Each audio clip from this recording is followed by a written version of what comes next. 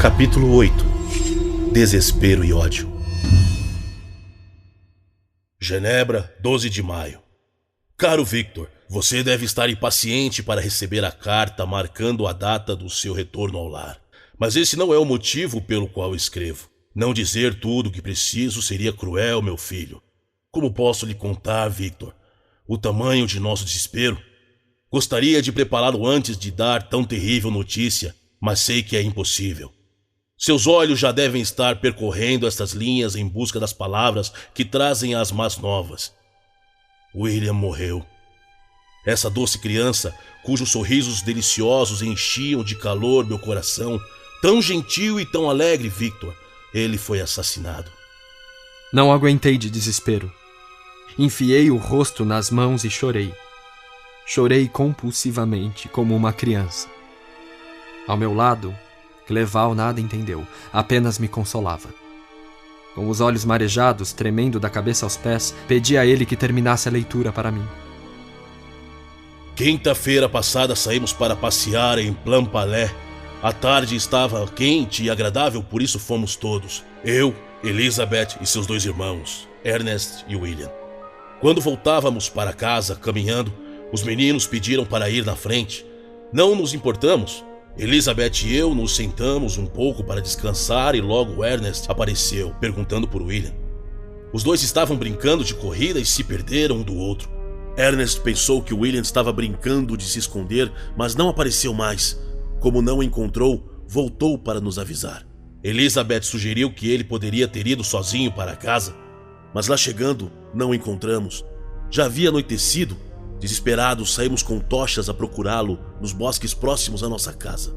E quando já estava amanhecendo, eu mesmo o encontrei, atirado no meio do mato, gelado e sem respiração. As marcas das mãos do assassino estavam no seu pescoço. Elizabeth está desesperada, Victor. Volte imediatamente para casa. Ela precisa de sua ajuda. Sente-se culpada pela morte do pequeno William, pois naquela tarde havia emprestado a ele um delicado berloque para pendurar no pescoço que ganhara de sua mãe. Como o berloque não estava com William, ela acredita que o assassino queria roubá-lo e por isso o matou.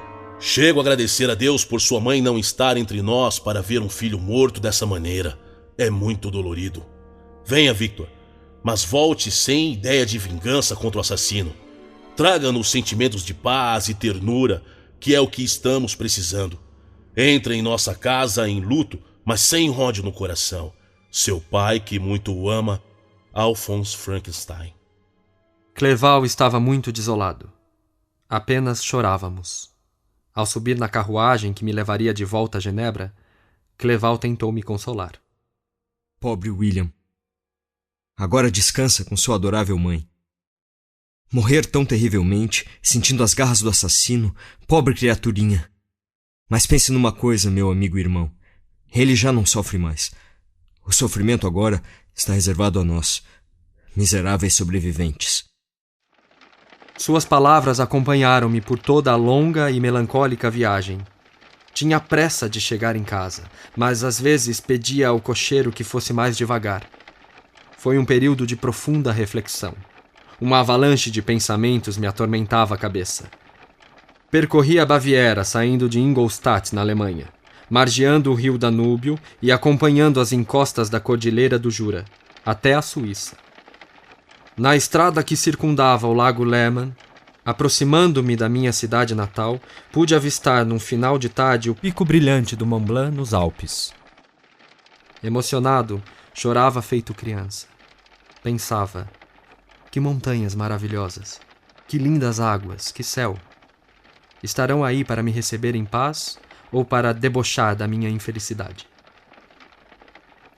Aquela paisagem transformava-se para mim em um sombrio presságio de que eu estava destinado a ser o mais miserável dos seres humanos.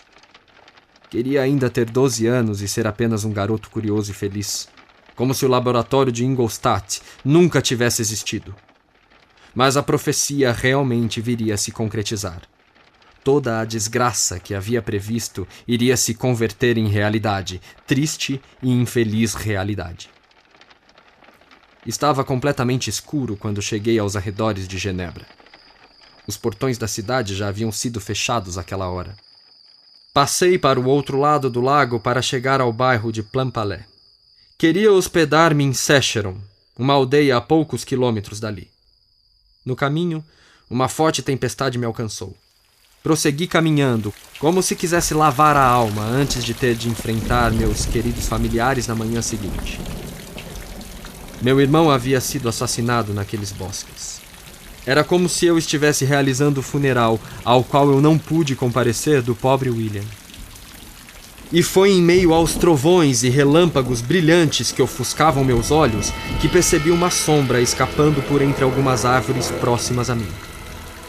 Vasculhei ao redor e um novo clarão revelou o que eu temia.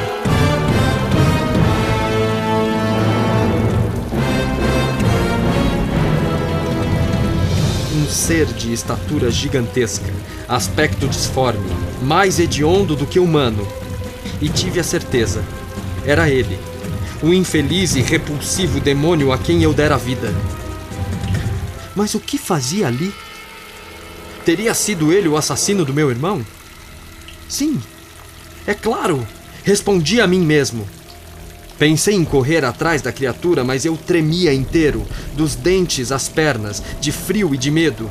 E em meio ao novo clarão, pude vê-lo escalar com enorme velocidade as encostas do Monte Salev, desaparecendo em seguida. Fiquei preso ao lugar onde estava, petrificado. Reconstituí em poucos segundos toda uma trajetória. Os meus estudos, meus progressos até a criação daquele monstro, seu desaparecimento. Quase 2 anos haviam se passado desde a noite em que ele ganhara a vida. Será que havia posto à solta no mundo um miserável que se deliciava com carnificinas e horrores? Seria esse apenas o primeiro de uma série de crimes?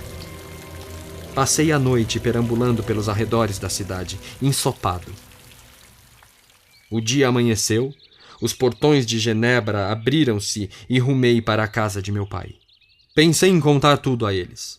Mas quem iria acreditar que eu mesmo havia criado um ser em meu laboratório e que agora essa criatura viera até a Suíça para matar meu irmão? Diriam que fiquei louco. Iriam se lembrar do período em que estive febril e diriam que eu não estava mais gozando de bom juízo. Caminhava pelas ruas onde passei minha infância e juventude e só pensava em uma coisa. Eu era o verdadeiro assassino do meu irmão. E com o coração dilacerado de remorso e dor, bati à porta da casa de meu pai.